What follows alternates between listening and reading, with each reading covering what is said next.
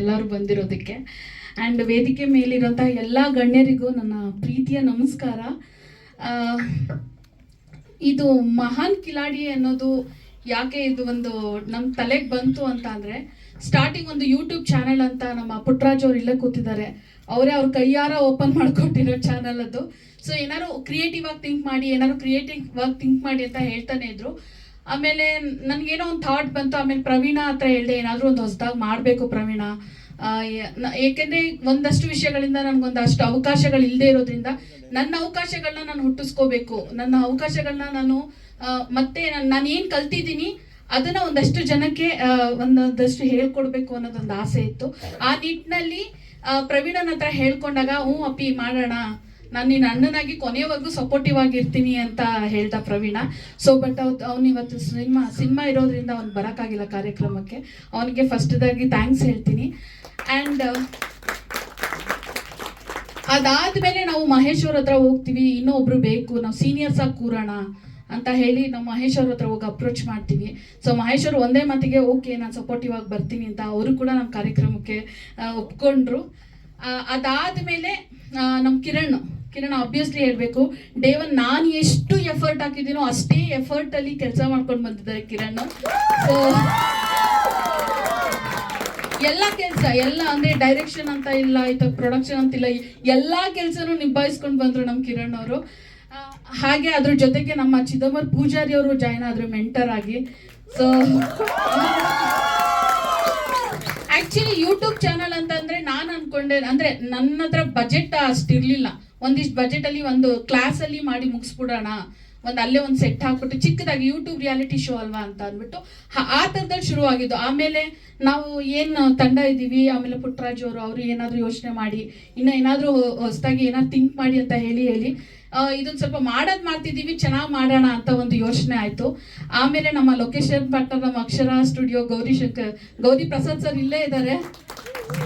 So ಅವ್ರಿಗೆ ಮೊದಲನೇದಾಗಿ thanks sir.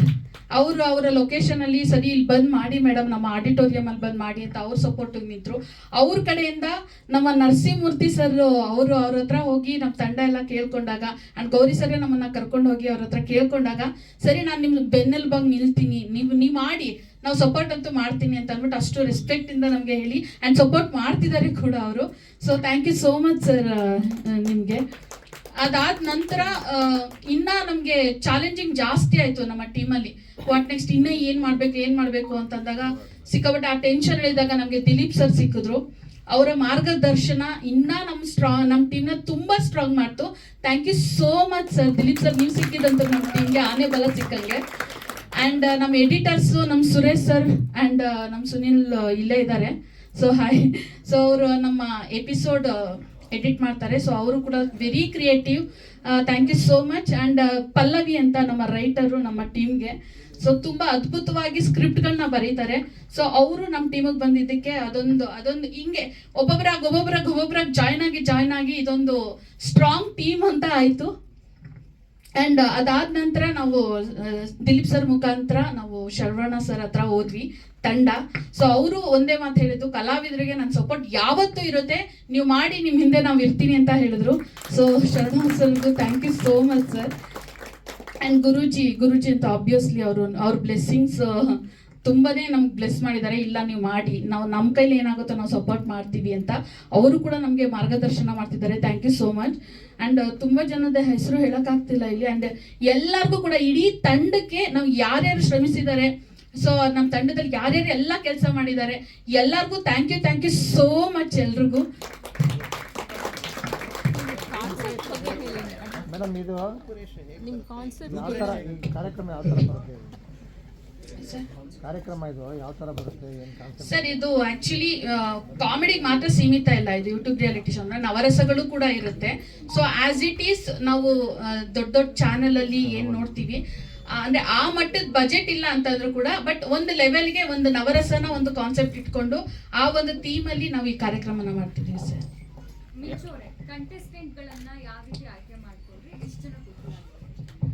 ನಾವು ಅಡ್ವರ್ಟೈಸ್ಮೆಂಟ್ ಅಂತ ಕೊಟ್ಟಿದ್ದು, ನಾವು ಆಬ್ವಿಯಸ್ಲಿ ಇನ್ಸ್ಟಾಗ್ರಾಮ್ ಮತ್ತೆ ಫೇಸ್ಬುಕ್ ಅಲ್ಲಿ ಅಡ್ವರ್ಟೈಸ್ಮೆಂಟ್ ಮಾಡಿದ್ವಿ, ನಾನು ಪ್ರವೀಣ. ಸೊ ಅದಾದ್ಮೇಲೆ ಒಂದು 3 ವಾರ ಆಡಿಷನ್ಸ್ಗಳನ್ನ ಮಾಡಿದ್ವಿ. ಎಲ್ಲ ಜಿಲ್ಲೆಗಳಿಂದ ಬಂದಿದ್ರು, ಎಲ್ಲ ತಾಲೂಕುಗಳಿಂದ ಬಂದಿದ್ರು, ಹಳ್ಳಿಯಿಂದ ಬಂದಿದ್ರು. ಸೊ 3 ವಾರ ಸತತವಾಗಿ ಪ್ರಯತ್ನ ಮಾಡಿ ಒಂದಷ್ಟು ಸಾವಿರಾರು ಜನದಲ್ಲಿ ಸೆಲೆಕ್ಟ್ ಆದವರು 22 ಜನ ಫೈನಲಿಸ್ಟು. ಸೊ ಆ ಒಂದು ಪ್ರೋಸೆಸ್ ಇದೆ.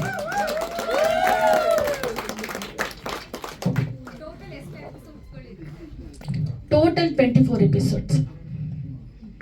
ನಿಮ್ಮ ಕಾನ್ಸೆಪ್ಟ್ ಬಗ್ಗೆ ಹೇಳಿ ಮೇಡಮ್. ಮಹಾನ್ ಕಿಲಾಡಿ ಅನ್ನೋ ಕಾನ್ಸೆಪ್ಟು ಅಂದ್ರೆ ಇದು ರಿಯಾಲಿಟಿ ಶೋ ಮೇಡಮ್. ಅಂದ್ರೆ ಈಗ ಎಷ್ಟೋ ಜನಕ್ಕೆ ಅವಕಾಶಗಳು, ಅಂದ್ರೆ ದೊಡ್ಡ ದೊಡ್ಡ ಚಾನಲ್ಸ್ಗಳಲ್ಲಿ ತುಂಬಾ ಜನಗಳಿಗೆ ನಂಗೆ ಅವಕಾಶ ಸಿಗ್ತಿಲ್ಲ ಅಂತ ಎಷ್ಟೋ ಜನ ಹೇಳಿರೋದನ್ನ ಕೇಳಿಸ್ಕೊಂಡಿದ್ದೀನಿ. ಸೊ ವೈ ನಾಟ್ ಒಂದಷ್ಟು ಜನನ ನಾವು ಯಾಕೊಂದು ಅವಕಾಶನ ನಾವೇ ಕ್ರಿಯೇಟ್ ಮಾಡಬಾರ್ದು ಅನ್ನೋದಕ್ಕೋಸ್ಕರ ಆ ನಿಟ್ಟಿನಲ್ಲಿ ಒಂದು ರಿಯಾಲಿಟಿ ಶೋ ಮೇಲೆನೆ ನಾವು ಇದನ್ನ ಮಾಡ್ತಾ ಇರೋದು. ಅಂಡ್ ಸೆಲೆಕ್ಟ್ ಮಾಡಿದ್ವಿ. ಸೆಲೆಕ್ಟ್ ಆದ್ಮೇಲೆ ಅವ್ರಿಗೆ ಸತತವಾಗಿ 7 ವಾರಗಳ ಕಾಲ ಟ್ರೈನ್ ಅಪ್ ಆಗಿದೆ. ಸೊ ತುಂಬಾ ಮೇಧಾವಿಗಳೇ ಬಂದು ನಮಗೆ ನಮ್ಮ ಕಂಟೆಸ್ಟೆಂಟ್ಸ್ಗಳಿಗೆ ಟ್ರೈನ್ ಅಪ್ ಕೂಡ ಮಾಡಿ ಅವರೆಲ್ಲ ರೆಡಿ ಆದ್ಮೇಲೆ ನಾವು ಶೂಟ್ ಮಾಡಿರೋದು.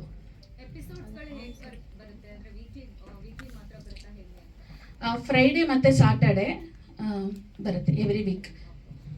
ಮತ್ತು ಮಿಂಚು ಅವರೇ ಮತ್ತು ದಿಲೀಪ್ ರವರೇ ಮತ್ತು ಇಲ್ಲಿ ನೆರೆದಿರ್ತಕ್ಕಂಥ ಎಲ್ಲ ಕಲಾಭಿಮಾನಿಗಳೇ, ನನಗೆ ಇವರು ಇನ್ವಿಟೇಷನ್ ಕೊಡಲಿಕ್ಕೆ ಮಿಂಚು ಮತ್ತು ಅವರ ತಂಡದವರು ಬಂದಿದ್ರು. ಇದು ಯಾವ ಟಿವಿಯಲ್ಲಿ ಪ್ರಸಾರ ಆಗುತ್ತೆ ಅಂತ ಕೇಳಿದೆ ನಾನು. ಸರ್, ಇದು ಟಿವಿಯಲ್ಲಿ ಬರೋದಿಲ್ಲ, ಇದು ಯೂಟ್ಯೂಬಲ್ಲಿ ಮಾಡ್ತಾ ಇದ್ದೀವಿ, ಯೂಟ್ಯೂಬಲ್ಲಿ ರಿಯಾಲಿಟಿ ಶೋ ಥರನೇ ಮಾಡ್ತಾ ಇದ್ದೀವಿ ಅಂತ ಹೇಳಿದ್ರು. ಯೂಟ್ಯೂಬಲ್ಲಿ ರಿಯಾಲಿಟಿ ಶೋನಾ ಅಂತೇಳಿ ನನಗೆ ಆಶ್ಚರ್ಯನೂ ಆಯಿತು. ಅವರ ಒಂದು ಸಾಹಸ ಏನಿದೆ, ಪ್ರಥಮ ಬಾರಿಗೆ ಯೂಟ್ಯೂಬಲ್ಲಿ ಒಂದು ರಿಯಾಲಿಟಿ ಶೋ ಬರ್ತಾ ಇದೆ ಅಂದರೆ ನಿಜವಾಗ್ಲೂ ನಿಮ್ಮ ಧೈರ್ಯಕ್ಕೆ ನಾನು ಈ ಸಂದರ್ಭದಲ್ಲಿ ಅಭಿನಂದನೆಗಳನ್ನ ಸಲ್ಲಿಸ್ತೇನೆ.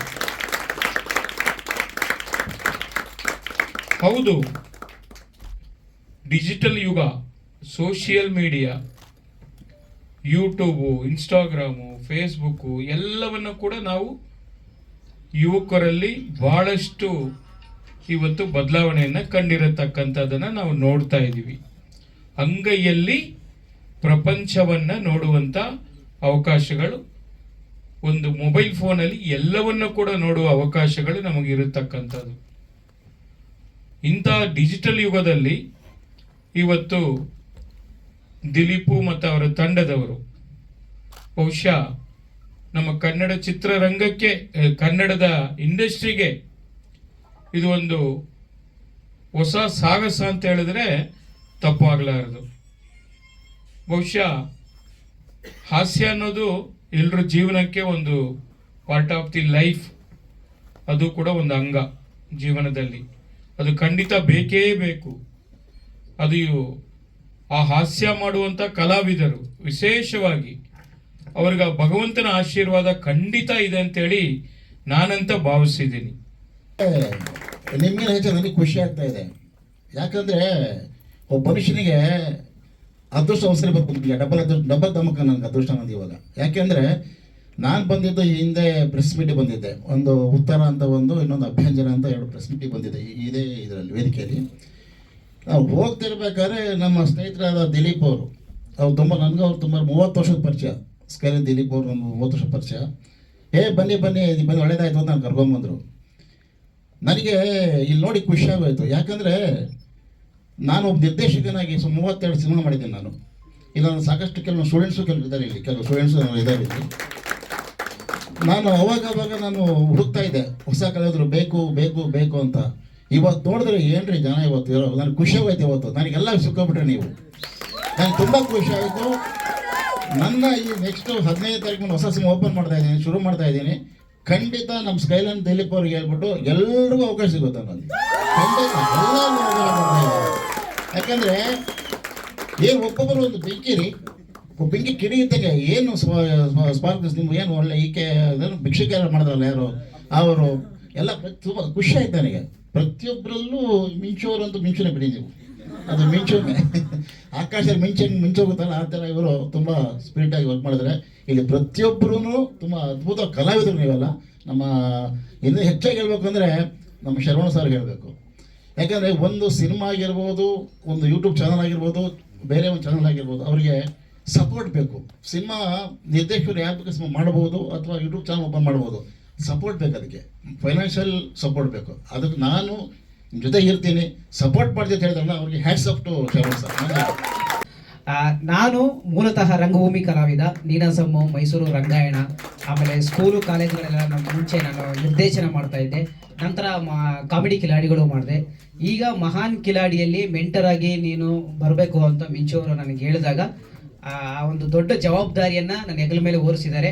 ಸೊ ಹಂಗಾಗಿ ನನಗೆ ಖುಷಿಗಿಂತ ಟೆನ್ಷನ್ ಜಾಸ್ತಿ ಇದೆ. ಯಾಕೆ ಅಂತಂದರೆ 22 ಜನ ಕಂಟೆಸ್ಟೆಂಟ್ ಏನಿದ್ದಾರೆ ಅವರು ನುರಿತ ಕಲಾವಿದರಲ್ಲ, ಹೊಸದಾಗಿ ಈಗ ತಾನೇ ಬಂದಿದ್ದಾರೆ. ಸೊ ಅವರಿಗೆ ಒಂದು ಬಾಡಿ ಲ್ಯಾಂಗ್ವೇಜ್ ಆಗಿರ್ಬೋದು, ವಾಯ್ಸ್ ಮಾಡ್ಯುಲೇಷನ್ ಆಗಿರ್ಬೋದು, ಡೈಲಾಗ್ ಹೇಳೋದಾಗಿರ್ಬೋದು, ಪ್ರತಿಯೊಂದನ್ನು ಈ ಒಂದು 2-3 ತಿಂಗಳಲ್ಲಿ ಅವರಿಗೆ ಶನಿವಾರ ಭಾನುವಾರ 2 ದಿನ, ಯಾಕಂದರೆ ಅವರು ಸ್ಕೂಲು ಕಾಲೇಜಿಗೆ ಹೋಗ್ತಿರ್ತಾರೆ, ಸ್ಕೂಲ್ ಇಲ್ಲ ಕಾಲೇಜ್ಗೆ ಹೋಗ್ತಾರೆ, ಆಮೇಲೆ ಕೆಲಸ ಮಾಡ್ತಾರೆ.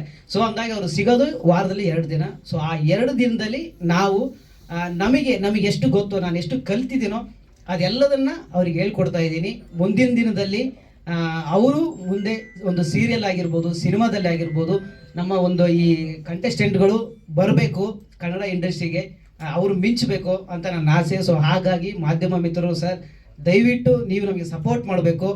ನಿಮ್ಮಿಂದಲೇ ನೀವು ನಮ್ಮನ್ನು ಎಷ್ಟು ನೀವು ತೋರಿಸ್ತೀರೋ, ಎಷ್ಟು ನಮಗೆ ಸಪೋರ್ಟ್ ಮಾಡ್ತೀರೋ, ನಾವು ಮತ್ತು ನಮ್ಮ ಹುಡುಗರು ಬೆಳೆಯೋಕ್ಕೆ ಸಾಧ್ಯ. ಖಂಡಿತ ನೀವು ಸಪೋರ್ಟ್ ಮಾಡ್ತೀರ ಅಂತ ನಾನು ಅಂದ್ಕೊಂಡಿದ್ದೀನಿ. Thank you sir, thank you.